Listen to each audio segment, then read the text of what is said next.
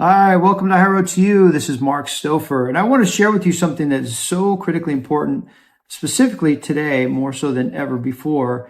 With AI coming out and things becoming more and more competitive and disruptive in many different industries, sectors, if you will, it is very challenging to find good business. And I want to share with you an example that we went through back in the late 90s. And that was through procurement, through the Industry Council for Small Business Development. My wife and I worked together. I gave her 51% ownership. That made us a disadvantaged business. And that was very popular, during that time. And there was a great movie that came out, War Dogs, a great comedy. But it resonated with me to a certain level because, they underbid by like $3 million and they had to cross the triangle of death to deliver the product. And basically risked their lives not realizing that they had, given away the boat, basically. And I remember, speaking with the Industry Council for Small Business Development president at the time, because I became a speaker. I was good at procurement. I was good at analyzing contracts and becoming a marketing consultant, helping companies lower workman comp claims from double digit to single digit, introducing a new product or service to market, creating employee morale programs. I was importing containers of merchandise, and it was very exciting. But for the most part, my competitors and other vendors within this Industry Council for Small Business Development were going out of business, trying to, procure and trying to service the contracts that they might have been awarded. And similar to, War Dog's experience, underbidding and not knowing the numbers well enough. And I remember that was very disheartening for me because I became a speaker at the International for Small Business Development convention every year in Santa Clara, California.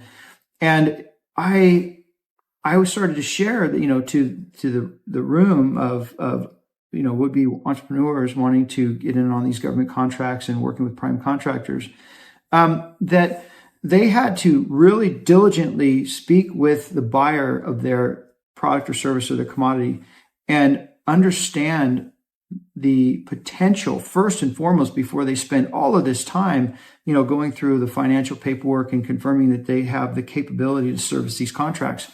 And they could get quite large, so it was very enticing. But seeing many companies, go out of business because they didn't, read the fine print, I guess you could say, or they just didn't know their numbers well enough. I went to the president of the Industry Council for Small Business Development. And I said, this organization is to support business. Maybe they should take the medium, the middle bid and not the low bid. And, not necessarily the high bid, but ultimately that they would know internally what was sustainable and what was not.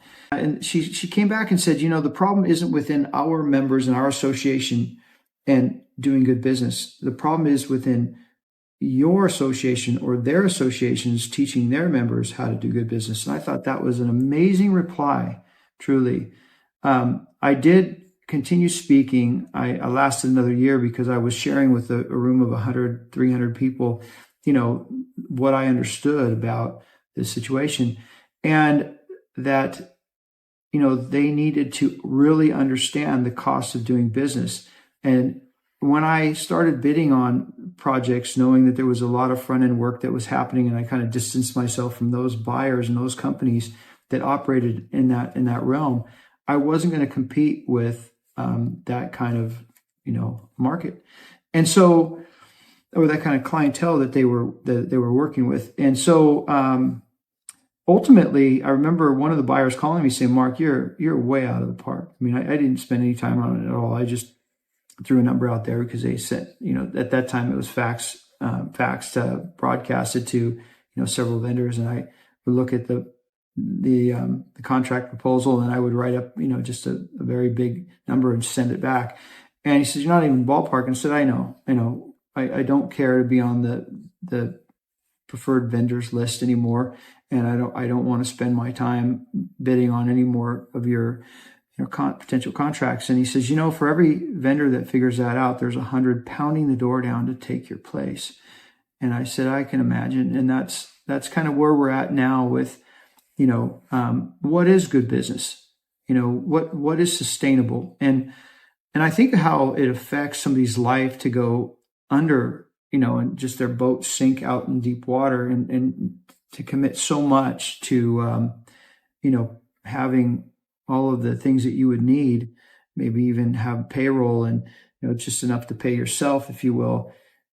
It's very disheartening. So I think it's critically important that when you go into any business relationship, that the margins are there. And if you can find that out as quick as possible and not waste any time hoping that you're going to get an updated PO for extra, services. And remember, there's really only three things involved in everything you're going to do. It's time cost, material cost, and labor cost. And the only other cost that I would add to that is frustration costs. And that is one of the biggest costs, in my opinion. So you want to have good relationships. And if you can't, I'd highly recommend that you probably avoid it altogether. So with that, I hope this reaches your heart and mind and resonates with you, and hopefully helps you prevent a lot of unnecessary pain and suffering when doing business with anybody. With that, I wish you well.